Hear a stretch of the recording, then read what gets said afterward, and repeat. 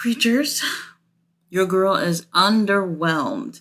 I feel the show is so underwhelming that it was overwhelming at the same time, where it's just like, this is your last show before the pay per view. And honestly, this was giving Tate show vibes, and it just didn't feel great. It just didn't feel great altogether. There was some things here to enjoy, but overall, it doesn't feel like there's a pay per view tomorrow night.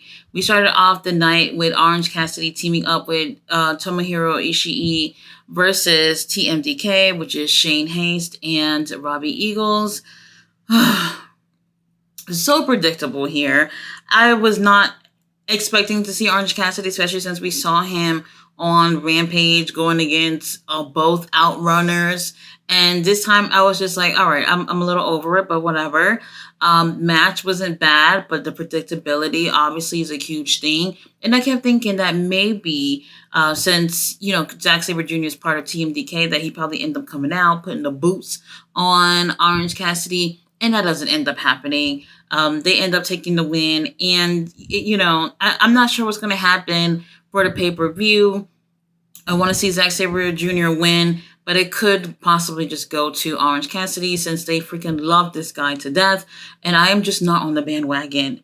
After this, though, we do have one of the few times of tonight seeing Chris Jericho. Chris Jericho sees some random wrestler backstage and goes, well, who the hell taped your arms for you? And he was like, oh, it was one of the trainers back there. Then he goes to the trainers and tell the trainers, hey, this is how you're supposed to apply the tape properly. And then he goes, well, back in my day, we would just tape the tape when nobody's watching. So then he's leaving with Big Bill and Brian Keith. Brian Keith stopped and actually goes to take the tape and put it in his sling that he was wearing. And I'm just like, great. It had to be Brian Keith out of the three of them to take the tape. Anyway, we move on over and we have Stephanie Bakir versus Lady Frost. Another predictable match. However, I do feel like we got to see a little defense from Lady Frost. So it's not like she wasn't able to defend herself at all. We have Mercedes, who was sitting ringside watching the match. And I have to say, as much as I was looking forward to just seeing Stephanie on this at all, this is the first time that if you've never seen Stephanie, this is your first time actually seeing her in AEW participating in any type of way. And I feel like this is last second for the pay-per-view to be 24 hours away, for it to be a title versus title match. Y'all, the company themselves are not making championships feel very important. And that's right there, I feel like is a huge thing. We've hardly seen Mercedes her damn self. And really, the build up for this, there was no build. There was no build at all. Yeah, we had Mercedes showing up via satellite for one of the shows that Stephanie was at. And that was pretty much it. No build up. The only thing is that Mercedes was seemingly supposed to get this title. When the title had first came out, it looked like she was going to be the inaugural champion. However, that does not end up happening. Will Nightingale wins it. Then Julia wins it. And then after Julia, Stephanie has had this title ever since, the New Japan Women's title. So it looks like Mercedes is finally going to get her hands on it tomorrow night.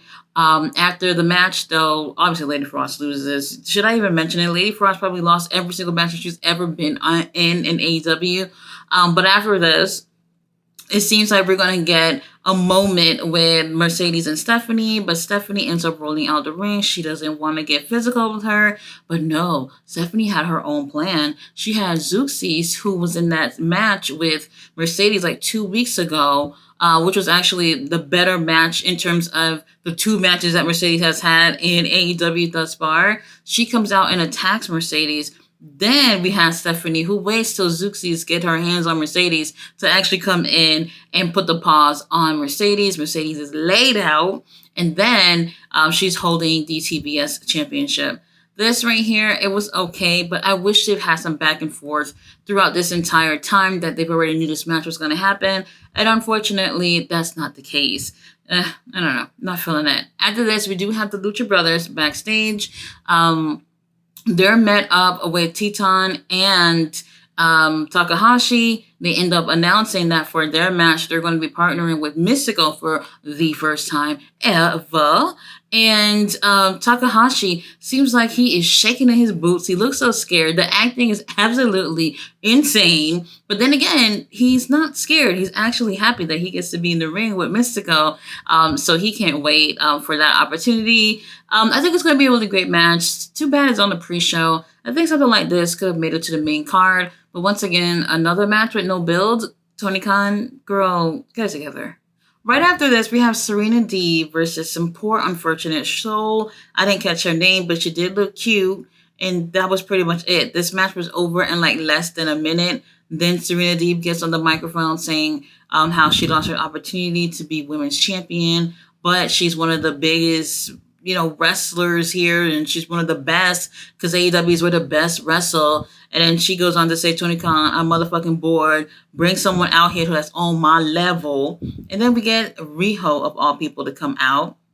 Riho comes out. Everybody's excited to see her. This is like one of this is like sighting number 3 out of 4 that we're gonna get of Riho this year. She always come every few months, have a match or two, and leave. So she comes out. Everybody seems to be excited, thinking that maybe they're gonna have a match right now. But then Serena Deeb ends up retreating after their little stare down. She don't want that smoke, at least not tonight.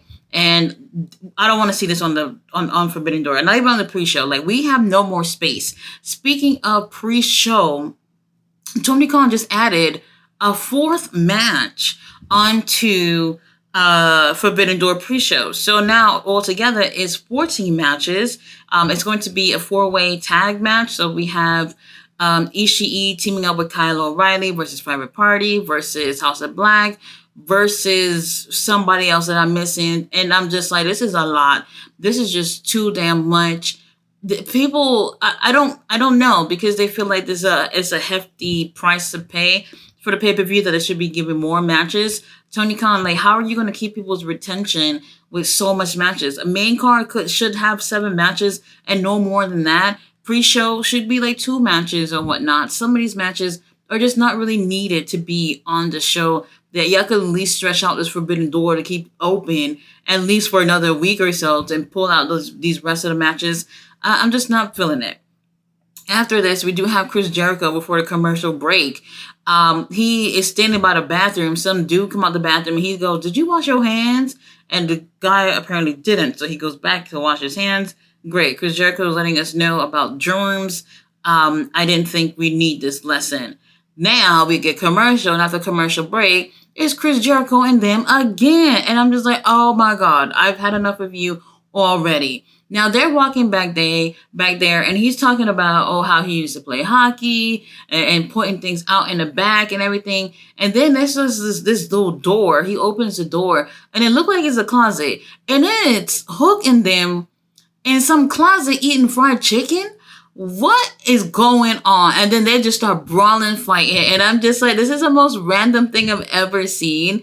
They're fighting in the back, and then they're taken out through the crowd, and then they're out in the ring. And then that's when we actually find out who this third person, this mystery person that's going to be part of Team Jericho for the pay-per-view tomorrow. And it's Jeffrey Cobbs. Jeff Cobbs, of all people, come out. And let me just say this. Jeff Cobbs comes out, take care of Hook, take out the trash, whatever, and take care of Brian Keith. But then we have our 2 meaty men in the ring. Jeff Cobb, Samoa Joe, in the middle of the ring, and this boring ass crowd, this crowd that has been quiet all motherfucking night, that really, really took the energy of the show down to like 0 almost.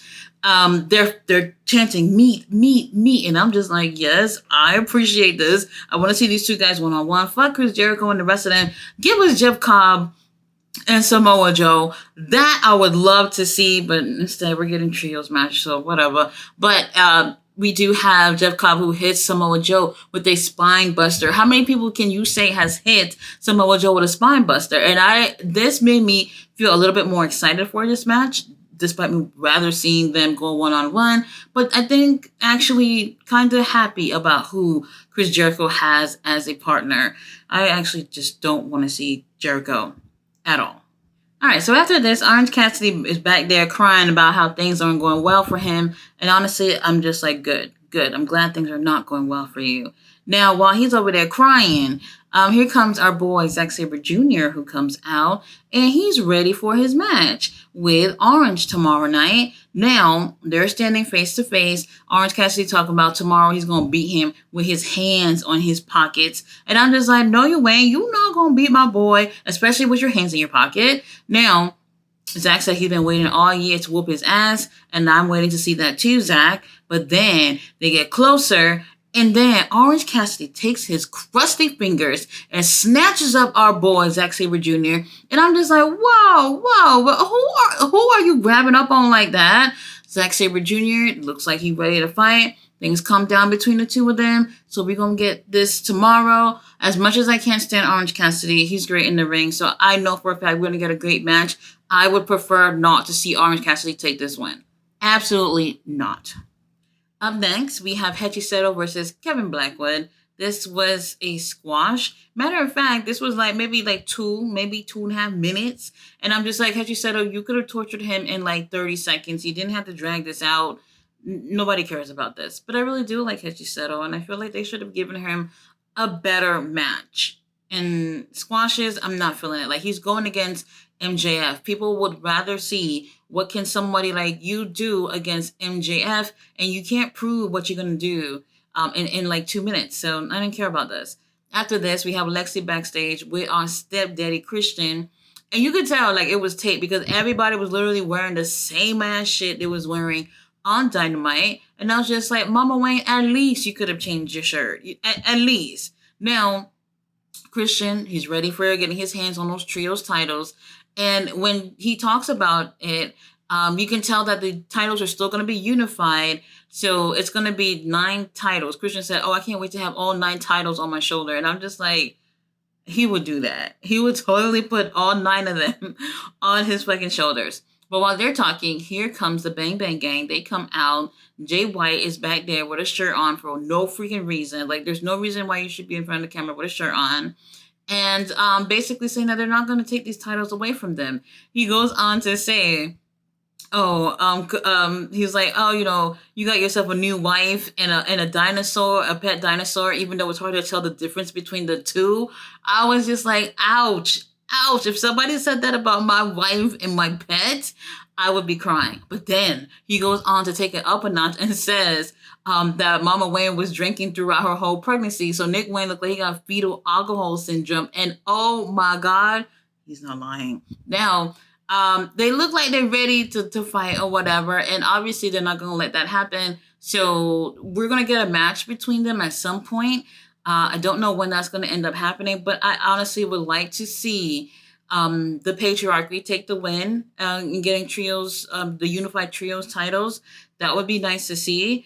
And plus, Jay White, he's on to bigger and better things. He won his match for the Owen Hart Cup, so he's advancing in that.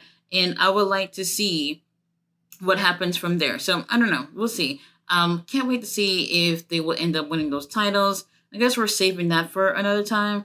Maybe even All In. I don't know. Now, after this, we do have the Battle of the Buffalo Boys. We have the Butcher versus Daniel Garcia. Do I even have to say what happens here? They actually go for a little bit.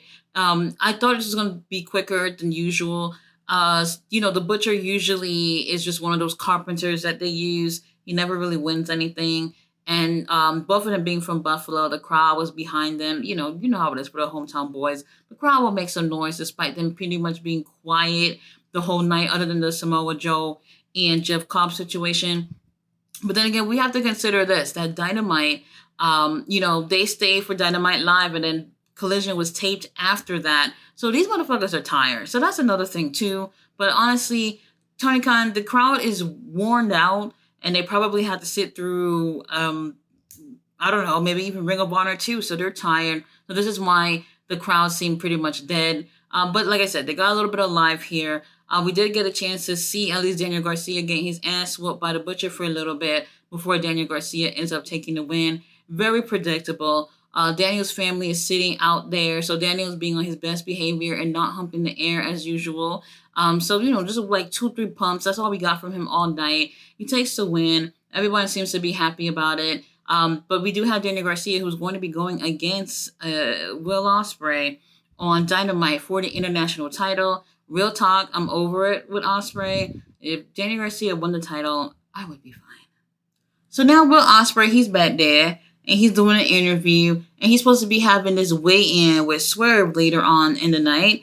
And Uncle Don comes out with the boys, Deacon Beretta, Usher, Fletcher, and even Takeshita's there.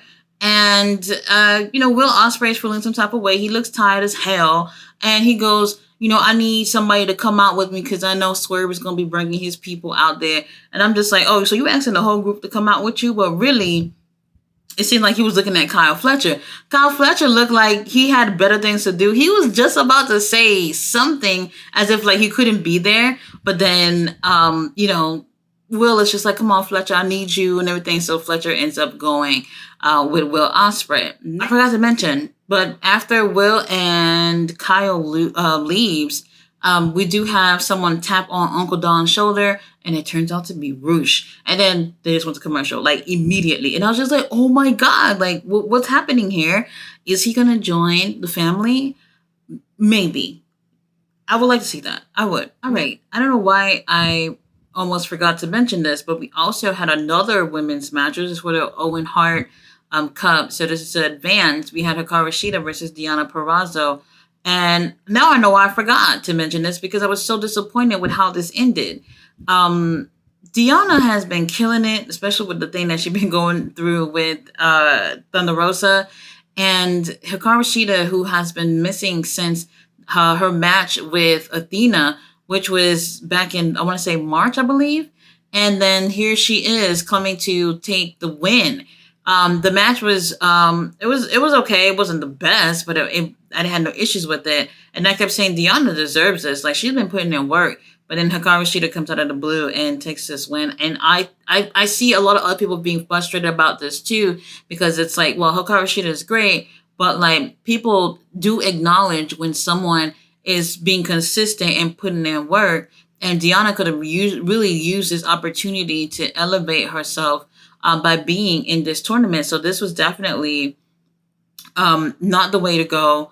Deonna being upset about it ends up beating up on Hikaru Shida after that. And then Thunder Rosa comes out with the save, but Deonna don't want that smoke, so she ends up rolling out the ring. And I was really disappointed with this. Really was. I would have preferred to see Deonna advancing in this tournament. Main event, we do have Jackson Perry, Takeshita, and El Phantasmo teaming up against Mark Briscoe, Dante Martin, and Leo Rush. This was a really fun match. Earlier in the night, Jackson Perry talking about, look, I got my opportunity to be in the ladder match, but I never said I wanted to do this trios fuckery for the main event. I'm not with it. But then here is Christopher Daniels coming out and saying, hey, if you do not participate in this match, you're not going to be in the ladder match at Forbidden Door. So he has no choice but to get involved. Now, during this match, though, he did the very most to make sure that he would not participate and help his partners, while we have Takeshita and El Phantasmo at times butting heads in this match. And I'm just like, when you watch this, it just kind of seems like they're going to have so much issues that they're just going to end up not winning because of all this.